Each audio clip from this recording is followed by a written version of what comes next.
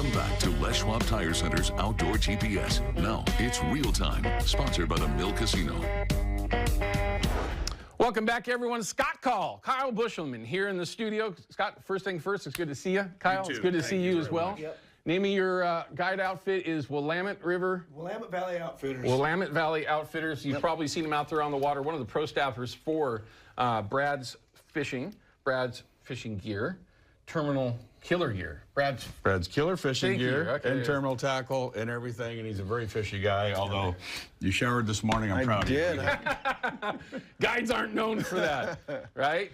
You know what I'm talking about. All right, so first things first, you just got done at the Puyallup show, right? Oh my gosh. So for a lot of the folks that are watching, we're a little bit further south than that. And then of course there's tons of you up north. But for folks that are down here that may have not gone to the Puyallup show, right? What can they expect when they head over to the Portland show? Is it going to be busy? I mean, the Puyallup show is the perfect barometer. It is going to be a heck of a show. Yeah, it's going to be busy. The Puyallup show was super busy. Yeah, everything was selling. I think every vendor there was happy. Crowds come and go like this, but there were some really solid days where there's just a solid push of people, and super hard to get around at times. I don't know what the weather's going on here. You mentioned some weather stuff. Yeah, we had some weather threats up there too, but didn't really come to fruition. Right. But, it was a fantastic show. Everybody's real happy. It's really good to hear, because there were, in the last handful of years, there's been some years that have been pretty darn tough at the shows for obvious reasons, right? Post-COVID in particular. But hopefully things just maybe kind of looks like it's starting to come back around a little bit. Oh boy, yeah, I am super excited for this show. I'm already getting messages from people down in Sacramento, Sean and JT and Phil. All those guys are coming up. There's people from all over, as there was at the Puyallup show. People come over from the east side, but the Portland show is special in itself. I believe it's the biggest one on the West Coast. I've been... We would agree. From San Diego all the way up. Right. And, other shows claim to be this and that, but this is the one. And I tell you, Fisherman's is very well posed right now to have a fantastic show. They've been killing it. In the last handful of months, a lot of things have really kind of come around for a number of businesses, Fisherman's being one of them. Sandeep's just doing a great job as the... Fantastic job. I've had the chance to meet him, work with him. I am just very impressed. It's a 180 from what had been going on. Sure. Not throwing anybody under the bus. I'm just saying it's a new business model. Sure. This business model is going to help consumers tremendously. Right. And we're all looking forward to that, because we need to have the right gear in our region for what we're fishing. Being a professional guide, Kyle, I know that you're on it all year long. I'm sure that you have your down times, which would probably be one of this time of year. But you got spring Chinook season that's right around the corner. Are you booking for them right now? Yes, actually I am, and we're pretty much starting April 1st. We're going to get that short period on the Lower Columbia, and then after that, pretty much stick to the channel. And then as the water warms, move upriver, and then I'll end up on the McKenzie like I always do, because I'm from the Eugene area. All right. And we'll kind of just follow the fish upriver. So. I got to pick up there. I've only fished the McKenzie a couple of times. It was a ton of fun. I had a great time there. Last year wasn't really a great year for fish traveling over the falls. This year the forecast is a little bit different. Forecasts are forecasted. Guesstimates maybe is the best way to put it.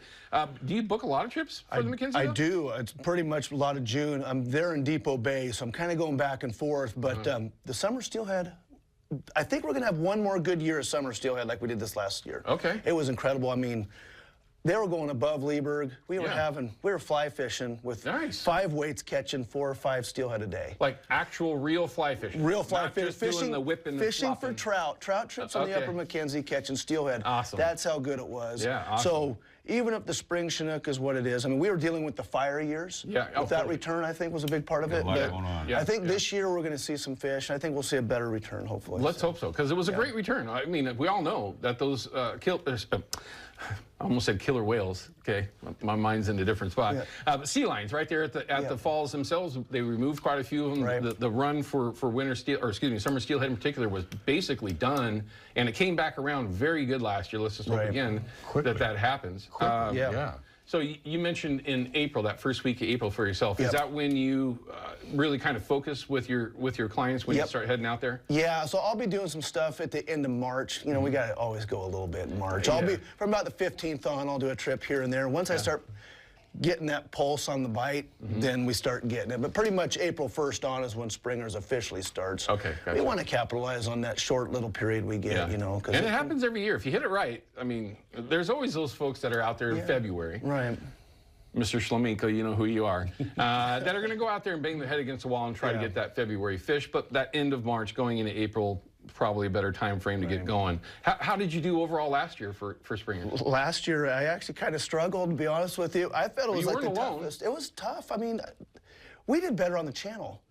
The Columbia just seemed void of fish, you know, with the smelt return. That bite's always tough around that period, and when that peters off, it's closed. Right. And then we were on the channel. Water was a little warmer. So we did pretty good, you know, in that classic Coon Island area, which is just fishy. You get the 2 rods. Yeah, but, you know. 2-rod endorsement. How the heck do you do that as a professional, though? We run one. I mean, we run 4 to 6 rods, and if we don't need any. If I can't get it done with 6 rods, and a 7th ain't going to help. You know what I mean? No, I couldn't even imagine. I fish alone a lot, so I'm running 2 rods. When you do hook one, though. Yeah. That is a ton of fun. I'm just saying right now. It's a fire drill and it's fun. I enjoy it. My best advice is leave the rod in the rod holder if you can. I mean, it is what it is at the point. You hook a fish, you know, grind it up, but just leave it there. Don't try to go too far. Trust me. I don't know why I like the abuse of spring Chinook fishing, but I do it to myself, and we do it. So my guys like it too. It's the reward is good. It's a Northwest. It's a Northwest thing. It's inbred in us. It really is. If you ever talk to people that are, you know, some other part of the country, and you tell them, yeah, I fished for 9 hours and I got a bite. You did what? But that's just kind of what we do. So, again, I'm going to kind of lean on the fact that you're out there as a professional each day. Nobody's going to say that herring and, you know, triangle fish flash, whatever, is not the way to go early on in the season. But for you, have you noticed anything different when you're trying to talk about maybe using some of these new skinny mini super baits from Brad's? And of course, the new, this is already barbecued in a lot of people's minds. Now they've got the chrome one available. Have you kind of migrated to using this kind of stuff early on, or are you still sticking with bait along the bottom, which is very traditional for the channel? Both. So I think the reason we don't use a 360 as much as the speed of the troll. Herring and triangles, we can get slow.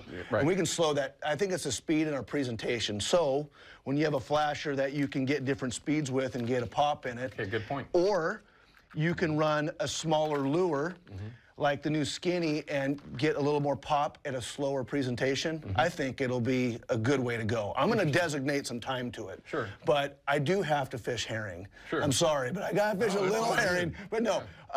He'd be fishing herring too. I would not. Oh, no. I'm pure cut plugs. Just a pure. But I'm going to do both. I'm going to do both, but I think with short bite? I think with this fishing, last year I threw a mini cut plug out the back with herring. Okay. Just a mini cut plug, and it caught fish. Dragging it along the bottom with a dropper like I did herring, but just the mini cut plug with the tuna blend I put in there, tuna and krill. Sure. And it caught as many fish as my herring did. Interesting. Fishing out the back. Gotcha. It was a flasher, no flasher? Both. Both. Okay. Both. I don't think a flasher's hurt, you know, but ran it skinny sometimes too. When the bite was, we were coming on when we were on the Columbia River by Bachelor there, and it just starts to drop off at the end. That was the one that got bit consistently over herring. Interesting. And I think I had pretty good herring, but you know how it is. But it's another tool. It's another tool. I mean, if I have 5 herring, might as well try one other. And that's how I started getting into 360s in the beginning. You know, that story, I was getting beat up, going, there's no way these are out fishing anchovy and herring. And I finally got there, and the rest is history. So I think with this flasher, or any flasher in particular, but this one, you can really change up your speeds. So I think it's going to be a game changer for the spring Chinook. Yeah, well, so, that's a great point, because obviously if you're pulling a fish flash and a herring, you're really trying to get slow. Right. And you can't typically take a 360, the standard 360, and still get a good thump out of it if you're trying to stay or find that happy medium in your speed to run both. Right, and that's going to be the test. You just have to try it. I mean, the currents are going to change. We're going to have periods with more flow. The tide's going to dictate the flow, but when we have that slower push at low water, I think, you know, we could run this on the middle hole with a smaller lure and get that shorter leader with the skinny mini and get more of a pop and get a little more action with a slower presentation. Probably be very similar. So, okay, so on that question for you, you know, we've been using, I don't know if you brought any of them in, but I'm just going to grab one here. The original size, and we can get a shot with that Kershaw Tech Cam if we can, but you got the original size super bait here. I mean, really, you can't argue the fact that this bait changed how we fish here in the Northwest. And there's a number of reasons how you can put it that way, but it certainly did. There's no question of that. Now you just shrunk it down. It's called the Skinny Mini. Would you change leader lengths on these behind a 360, behind your Evolution flasher, because of the size? Would there ever be a time where you go, okay, I might shorten that leader down or lengthen the leader just because of the size of that bait behind it? Great question. I will rig up several. I will rig up from 24 up to 32 inches. Okay. And let the fish tell me what it is they want. All right. Because I'm not going to die on the hill of 27 inches is it and tell the fish that's what they want. Gotcha. So I will rig several different ones and let the fish tell me what it is they want. Can you tell us real quickly before we got cut to a break, Ryan? I get it.